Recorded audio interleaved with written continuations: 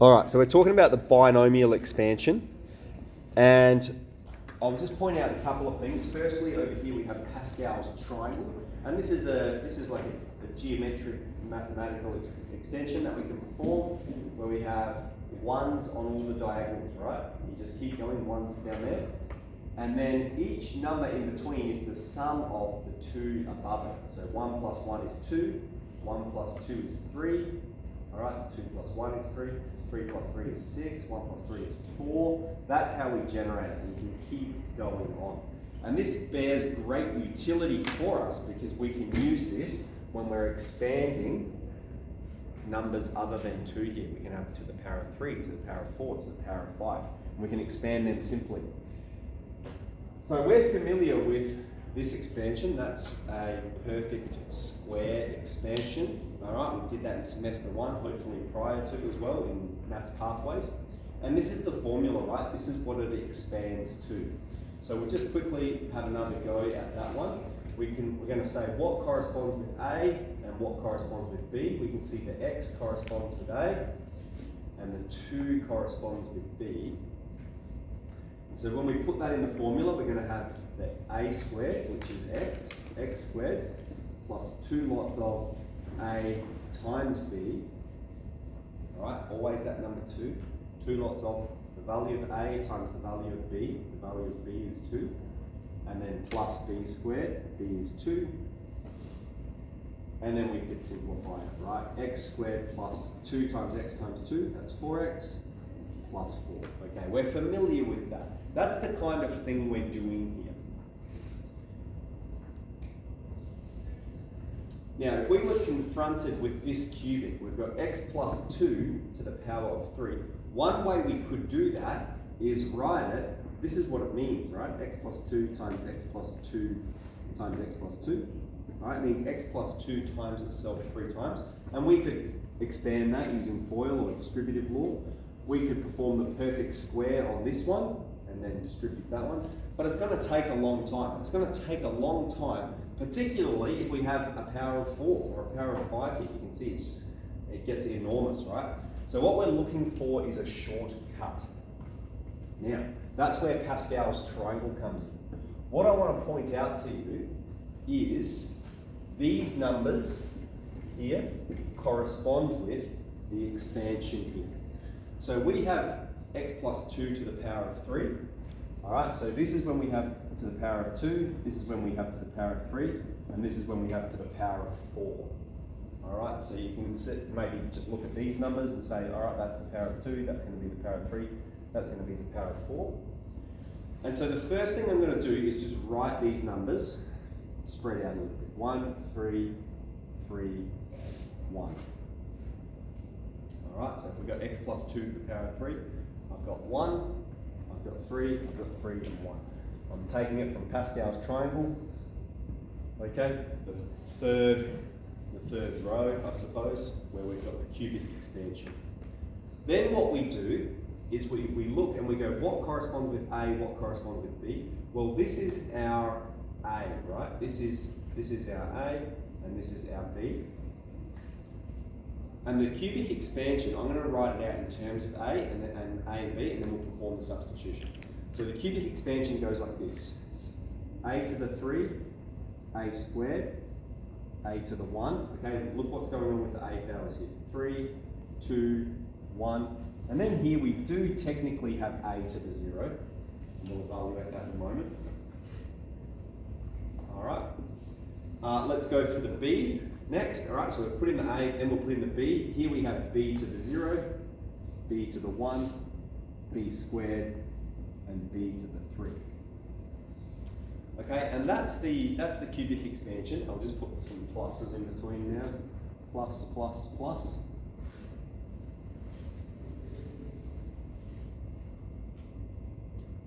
All right, and so then if we're going to evaluate this, 1 times A to the 3 times B to the 0. Any number to the power of 0 is 1. So it doesn't matter the value of B. This evaluates to 1. So we have 1 times A to the 3 times 1. That's just going to be A to the 3. All right? over here, 3a squared b, b to the power of 1, or we can just express it as b, either's fine, plus 3ab squared. And then the same thing happening over here, 1 times b to the 3 is b to the 3. So that is the cubic expansion. We've derived that from Pascal's triangle. And so now, if we've got our A and we've got our B, we can just substitute them straight into this formula. You can use it here, or you can use Pascal's triangle. A corresponds with X. All right, so I'm going to put that in. B corresponds with 2, so we'll put that in.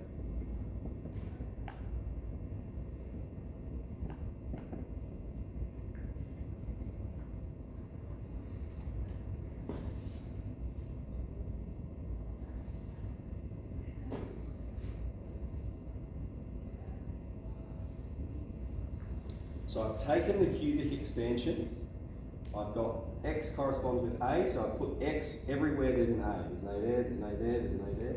And I've put 2 everywhere there's a B, there, there, there. And now we'll just simplify it. Here I have 3 times X squared times 2, that will be 6X squared. Here we have 3 times X times 2 squared. Now in terms of bed mass, we must perform the exponent first. 2 squared is 4, so I've got 3x times 4, we've got 12x, and 2 to the power of 3 is 8. Now we did this in a rather elongated fashion, we've sort of drawn it out a bit, but it's going to be much easier in the next one. We'll go straight to the cubic expansion formula for the next example. Okay, so let's move on to the next one then. What we're going to do is we'll do, I mean, how do people feel about it? Can we go to a complex one or should we do another easy one? What do you reckon? No? Should we do another easy one? Yeah. Yep. So let's do a plus 1.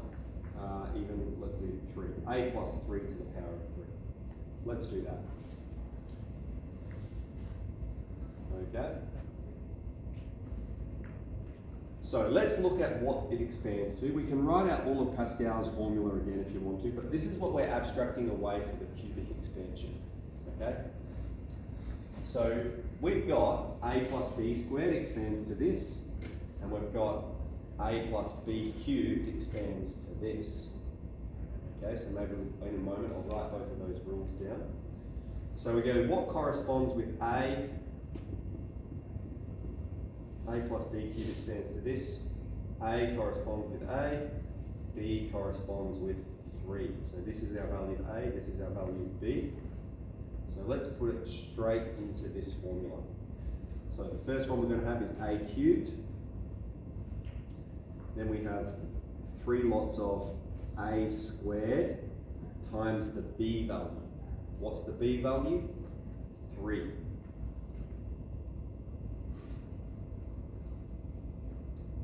Okay, plus 3 lots of a, b squared,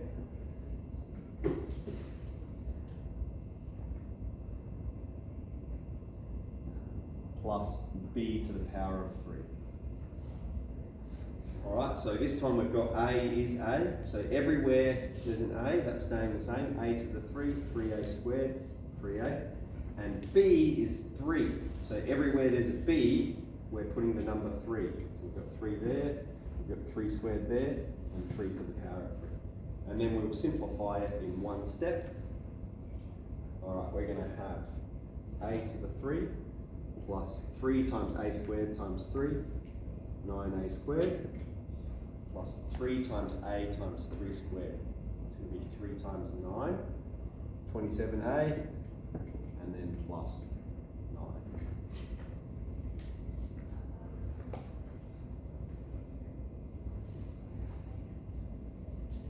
Okay, let's do one more cubic before we move on to a quartic.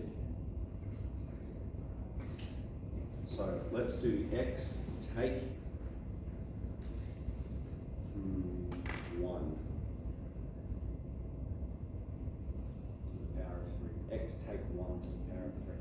I've introduced a negative, all right? And I've done this on purpose. And the way we're going to treat this, the way we're going to treat the negative is like this, is x plus minus 1 to the power of 3. All right, and so now it follows the same form as our a plus b, right? A corresponds with x, and b corresponds with minus 1, okay? So we can manipulate negative ones to make them technically positive as long as we treat the b value as a negative. So a corresponds with x, and b corresponds with minus 1. And you can see we have a plus b to the power of 3. So here's our expansion. It's going to be a to the 3 plus 3 lots of a squared times b. B is minus 1. All right, so 3 lots of a squared times b. And I've subbed in the minus 1 there.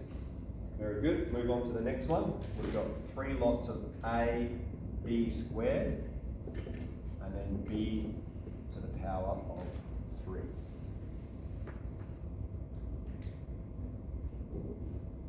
All right, so we'll go through and evaluate these then, simplifying them.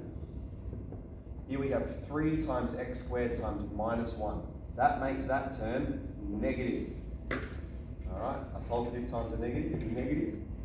Here we have 3 times x times minus 1 squared. That becomes positive 1. So we can make that 3x squared. And then minus 1 to the power of 3. Minus 1 times minus 1 times minus 1. That will be minus 1. Now this kind of thing, you can evaluate that in your calculator, right? Even though there's an x in there, you just go in here, 3 times minus 1. Here you're doing 3 times minus 1 squared. Make sure the squared belongs to the minus 1, and you'll get the coefficients accordingly. Okay, so I'll clear that off, and we'll move on to a quartic. Any questions so far? If you're running out of room in your notes book there, maybe you open up your maths book. I need to dedicate a bit more room to it. Okay, I'll clear this off, and I'll write the formulas up that we've got so far.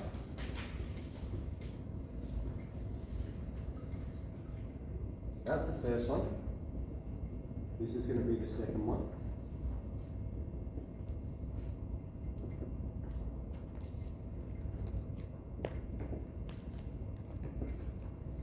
Alright, and now we're going to do to the power of 4.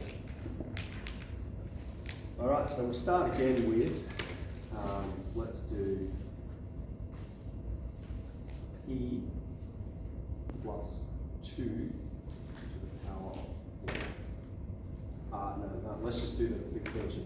So let's just do this one. A plus b to the power of 4, and then we'll write it up here so I've got all the formulas listed. A plus b to the power of 4. Now I've said we're going to use Pascal's triangle, right? So you remember when we did it with the cubic, all we did is we wrote the coefficients first. So I'm going to write the coefficients for 4. All right, in the 4th row, we've got 1, 4, 6, 4, 1. All right, so that's where we're getting the numbers from. It's a plus b to the power of 4. So we're taking these coefficients. And then what did we do? We made it a to the 4, a to the 3, a to the 2, a to the 1, a to the 0. All right, so the a power starts at 4 and goes down by 1 each time. The b power starts at 0 and goes up by 1 each time.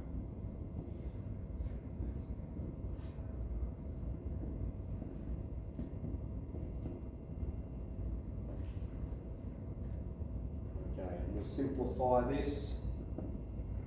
1 times a to the 4 times b to the 0.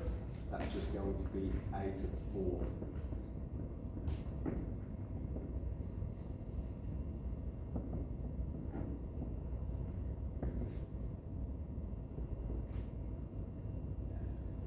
Alright, so that's how we use Pascal's triangle to get these expansions. Once you've got the expansion, you can just use this formula, right? And we wouldn't expect you to expand anything more than a power of 6. just because it gets a bit repetitive in periods. 4a to the 3b, 6a squared b squared, 4ab cubed plus b power of 4.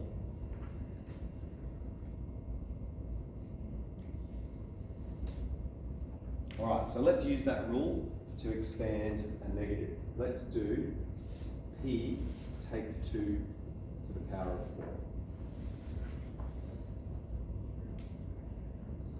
P take 2 to the power of 4. So we're going to use this formula, right? And we're going, what corresponds with A, what corresponds with B? Well, we need to rewrite it again because we've got that negative, right? So we're going to treat it like this, P plus, and then in brackets, minus 2. So we've got A plus B to the power of 4.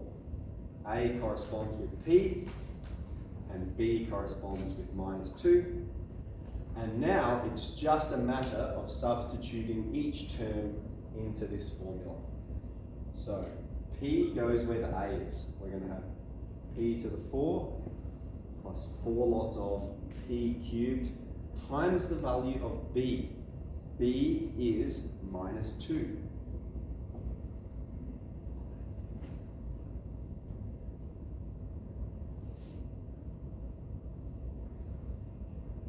Alright, plus 6 lots of PA squared B squared. Alright, so you can see P to the 4, A to the 4, 4 lots of A to the 3B, 4 lots of P to the 3 minus 2. Alright, so we're just subbing them in. I'll keep going. 4 lots of A, B to the 3, and then B to the power of 4. Alright, so quite a long one. And again, you can use your calculator to evaluate these coefficients if you need to. Alright, so for example, here we're going to have 4 times P to the 3 times minus 2. That's going to be minus 8, so you're just multiplying the numbers, right? Minus 8p cubed. Here we have 6p squared times minus 2 squared. Now, bed mass first. Minus 2 squared is positive 4. Positive 4 times 6 is 24. And it's positive 24 because we have the negative squared, so we have a positive times a positive. Over here, 4 times minus 2 to the power of 3, or minus 2 to the power of 3, that's minus 2 times minus 2 times minus 2, that's going to be minus 8. Minus 8 times 4 is negative 32. And then the last one, 2 to the power of 4, positive 16. Okay? So that is what this expands to using the quartic expansion. So we've got 3 rules here. We're familiar with this one, and hopefully we've developed a bit of familiarity with the cubic and the quartic expansion. So the exercise is going to start with cubics and quartics, but then they might even get you to do to the power of 5 and to the power of 6. So I'll leave that up to you using Pascal's triangle. So this is the only exercise I'm dedicating to today's lesson. It can be a bit of a challenge. We'll see how we go with it. So I want to start with binomial expansion. Then we will hopefully have time to do a bit of a recap of some of the stuff we've talked about. Because you think last lesson we went over 4 exercises. The lesson before that we did normal distribution, and then the lesson before that we went over 4 exercises. It'd be nice to have a chat about all of the things that we've done. Alright, that's all from me. Let's rip into the exercise. Should find the questions on the checklist at the front of your book.